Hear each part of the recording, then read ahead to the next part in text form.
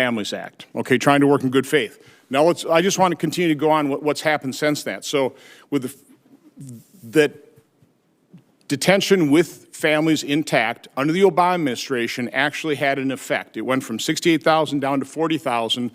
After the Flores reinterpretation in 2016, number of people coming in here as family units because they realized now we can get here, they catch us, they release us, and we get to stay. 77,857. 2017 is 75,802. Last year, it was 202 individuals. I mean, are you seeing a pattern here?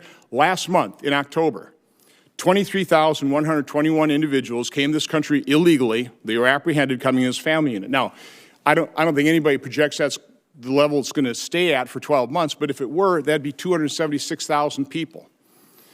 So we have a problem on our hands, and ICE has a significant problem, but they're trying to enforce the laws as they are currently interpreted by the courts. That's what we have to fix.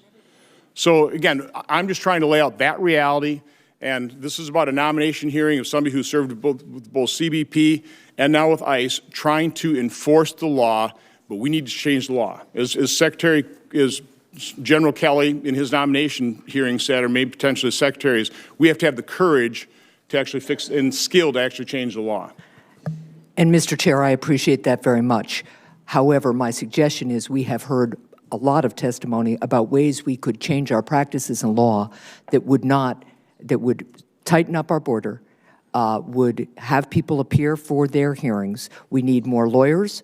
We need more alternative to detention, and we need more judges. And we're working on that. But we do not need to detain children or separate them from their families in order to be secure. And it concerns me greatly that the greatest country on earth is not standing up for children wherever they are. Again, nobody wants to separate families. I think we've kind of established that as one of our goals, but Senator Harris. Thank you, Mr. Chairman, and I'd like to emphasize your point. This is a hearing to determine who will be the next head of ICE, and so this is about reviewing the perspective, the qualifications, and the experience of the nominee. So that being said, I think, Mr. Vitiello, that you would agree. Have I pronounced your name correctly? Vitello. Vitello. Thank you. I think you would agree as a member of law enforcement that law enforcement, generally speaking, and certainly it would be the case with ICE officers and agents, that a great deal of your power is discretionary. You have limited resources and you make decisions about what you're going to do, but you exercise a great deal of discretion in terms of how you're going to use the limited resources and how you're going to prioritize them. And then understanding that, I think you would also agree that one's perspective and their bias, if they have bias, will influence their exercise of discretion in terms of the power they have and how it will be used and implemented. So I want to return to the question that Senator Peters asked you about the statement you made describing the Democratic Party as liberal-cratic or neo-Klanist, which was, I think the assumption there was that you were comparing it to the Ku Klux Klan, the KKK. So you said in response to his question, you're sorry because the words caused offense. So would you not be sorry if no one was offended by your words? No, it was wrong to do. Why was it wrong? Because those are offensive words. Why are they offensive? Because they have history in this country, and I honestly did not mean it that way. But please talk about the history. What is the history that would then make those words wrong? Well, the Klan was what we would call today a domestic terrorist group. Why? Why would we call them domestic terrorist group? Because they tried to use fear and force to change political environment. And what was the motivation for the use of fear and force? It was based on race and ethnicity. Right. Are you aware of the perception of many about how the power and the discretion at ICE is being used to enforce the laws? And do you see any parallels? I do not see any parallels between I'm talking about perception. Officers and agents. I'm talking about perception. I do not see a parallel between what is constitutionally mandated as it relates to enforcing the law. Are you aware that there's a perception? I see no Are you aware that there's a that puts perception? ICE in the same category as the KKK. Is that what you're asking me? No, I'm very specific about what I'm asking you. Are you aware of a perception that the way that the discretion I see no parallel. I'm not finished. I see none. I'm not finished. I'm not finished. Are you aware that there's a perception that ICE is administering its power in a way that is causing fear and intimidation, particularly among immigrants, and specifically among immigrants coming from Mexico and Central America? Are you aware of that perception? I do not see a parallel between the power and the authority that ICE has to do its job and the agents and officers who do it professionally and excellently with lots of compassion. Sir, how can you be the head of an agency and be unaware of how your agency is perceived by certain communities? There is a lot of perceptions in the media and in the public that are incorrect about the agency. But the and what perception it does. exists, would you agree? Whether or not it's correct. And wouldn't you agree then that if that perception exists, there might need to be some work done to correct the perception? I do want to advocate for the workforce, the vital public safety mission that they have to protect the homeland. And I think more people need to know how valuable they are to the society. So I agree with you on that. So I understand your point that you want to defend the honor of the good men and women who work in the agency. And I appreciate that point, and I know the vast majority of the men and women who work in the agency do a noble and good job. I'm not talking about that. I'm talking about the perception. And it seems to me that you would understand that when you use words such as the words you used only 3 short years ago, that would contribute to that perception and is harmful then, is harmful in terms of the mission of the agency and the work of the individuals there. And it is harmful in terms of leading those who are innocent people arriving at our border, fleeing harm. It is harmful to them if they feel they will not be treated by the United States government with dignity and fairness. Do you see that? I agree that all of the people that we encounter deserve fairness, dignity, and respect in the encounters with our agents and our officers. Okay. In August, there was a complaint filed with DHS, and the complaint alleges verbal and physical threats, insults, denial of food, and withholding of feminine hygiene products from parents.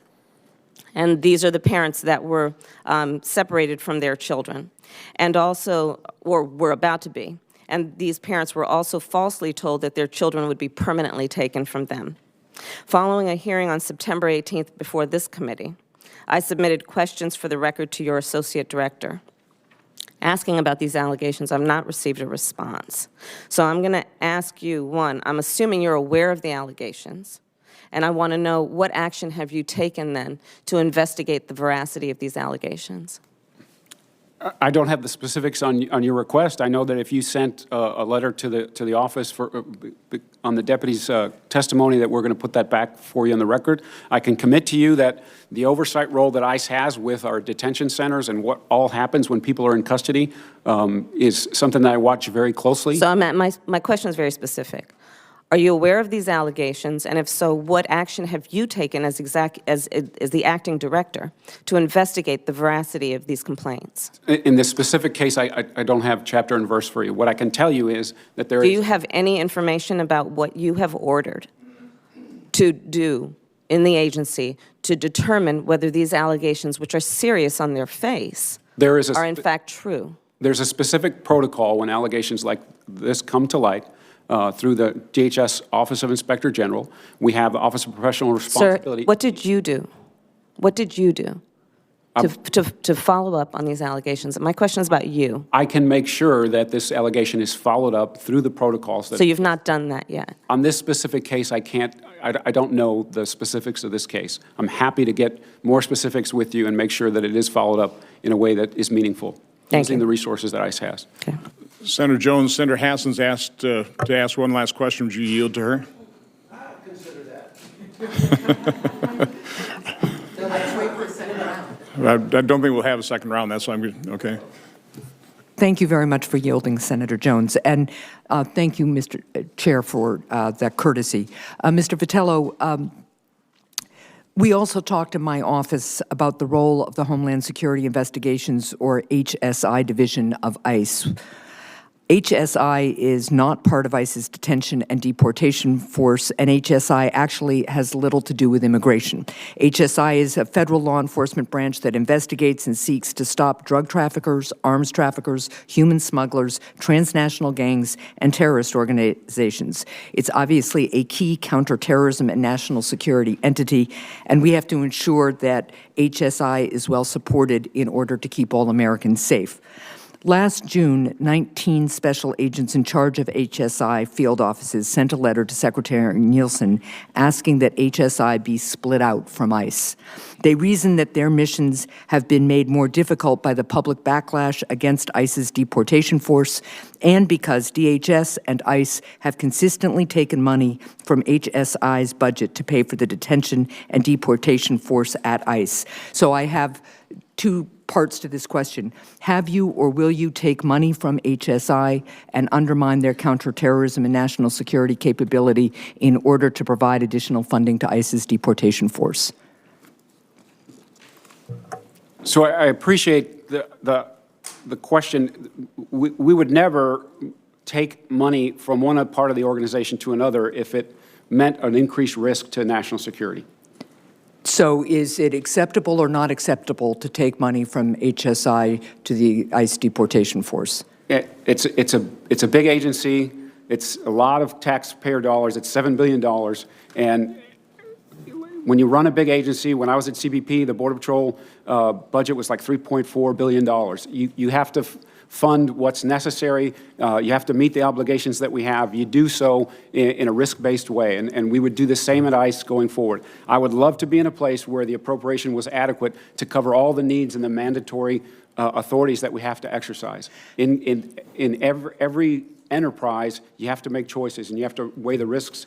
I do understand that. Please understand that there are those of us that think that the agency is not making appropriate risk-based judgments when we look at the HSI concerns expressed in any number of ways. So I would look forward to continuing that conversation. The other part of this is going back to the letter that the 19 senior members of HSI wrote. Will you consider moving HSI out of ICE and making it its own operational component separate from the immigration missions of ICE? I have read the letter. I considered the idea, and I don't think we should take any steps in that direction. I think that what HSI brings to the table in money laundering, complex narcotics investigations, their work against MS-13 relies on the agency's complete resources and their authorities under Title VIII to prosecute MS-13 gang members, to clean up communities like we did in Long Island, and having those two complementary missions side by side is better for America than it isn't.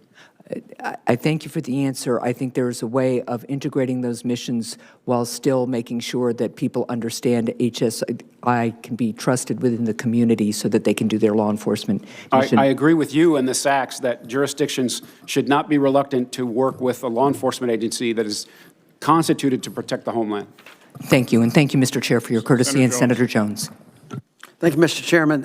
Thanks to both of you. Mr. Tishner, you're kind of lost in the shuffle today. I'm here. Yes, I wanted to make sure you were still awake. Don't feel left out, though. I really don't have questions, candidly, but I just want to congratulate you on a very distinguished career. Thank you. Seriously, I'm a former assistant United States attorney, a former U.S. attorney. I've worked with a number of your former bosses who I have great respect for on both sides of the aisle, but in various administrations. So I want to just congratulate you on that and thank you for your service and willingness to serve in this new capacity and to make sure you are awake during this hearing. Okay. Thank you, Senator. All right. Thank you. I right awake. appreciate it very much. Mr. Vitello, I've got a couple of questions. I've heard a lot recently. You've done a lot of work in this field on the border through various administrations. And now moving over to ICE. And I've heard a lot lately, and I've just got a kind of initially a simple question. I assume in your various capacities, you have had discussions with members of Congress over the years on both sides of the aisle. Would that be fair? Yes, that's true. Have you ever heard anyone on either side of the aisle, Republican or Democrat, who has said, well, sir, I want to let you know I am for open borders? Has anyone ever said that to you? Not to me, no. Have you ever, did you ever get the sense when you talk to somebody that they